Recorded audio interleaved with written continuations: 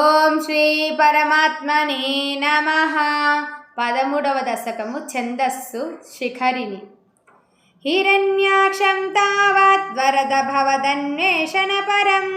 చరంతం సాంవర్తే పయసి నిజ జంఘా పరిమితే భవద్భక్తో గత్వా కపటపటుధీర్నారద మునిః శనైరూచే నందన్ ధనుజమపి నిందం స్తవ బలం समायावी विष्णुर्हरति भवदीयां वसुमतीं प्रभो कष्टं कष्टं किमिदमिति तेनाभिगतितः नदन् क्वासौ क्वासाविति स मुनिना दर्शितपथो भवन्तं सम्प्रापाद्धरणिधरमुद्यन्तमुदकात् अहो आरण्योऽयं मृग इति हसन्तं बहुतरैः दुरुक्तैर्विध्यन्तं दितिसुतमवज्ञाय भगवन् महिं दृष्ट्वा दंष्ट्रा शिरसि चकितां स्वेन महसा पयोधावाधाय प्रसभमुदयुङ्क्तामृधविधौ गदापानौ दैत्ये त्वमपि हि गृहीतोन्नतगदो नियुद्धेन क्रीडन् घटघटरवोद्घुष्टवियता रणालोकौत्सुक्यान् मिलति सुरसङ्घे द्रुतममुं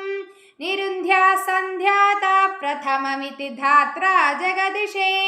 गदोन्मध्ये तस्मिन् स्तव खलु गदायां दितिभुवो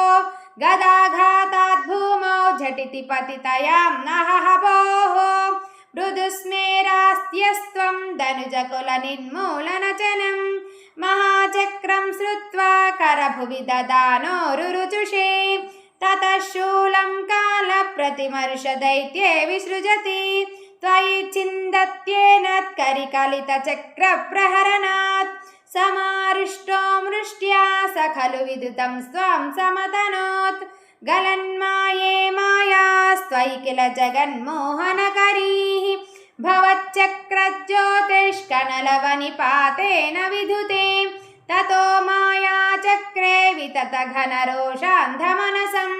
गरिष्ठाभिर्मुष्टिप्रहृतिभिरभिघ्नन्तमसुरं स्वपादाङ्गुष्ठेन श्रवणपदमूले निरवधिः महाकायः सोऽयं तव चरणपातप्रमथितो गलद्रक्तो वक्त्रादपतदृषिभिश्लाघितहतिः तदा त्वामुद्धामप्रमदभरविद्योतिहृदया मुनीन्द्रासान्द्राभिस्तुतिभिरनुवन् अध्वरतनुं त्वचिच्छन्दो रोमस्वपि कुशगणश्चक्षुषि घृतं चतुर्होतारोङ्घ्रौ सुगपि वदने चोडरयिडा ग्रहाजिह्वायान्ते परपुरुषकर्णे च चमसां विभो सोमो वीर्यं वरदगलदेशेऽप्युपसदः मुनीन्द्रैरित्यादिस्तवनमुखैर्मोदितमनाः महीयस्या मूर्त्या विमलतरकीर्त्या च विलसन् स्वधिष्ण्यं सम्प्राप्तः सुखरसविहारी मधुरिपो निरुन्ध्यारोगं मे सकलमपि वातालयपते श्रीहरये नमः।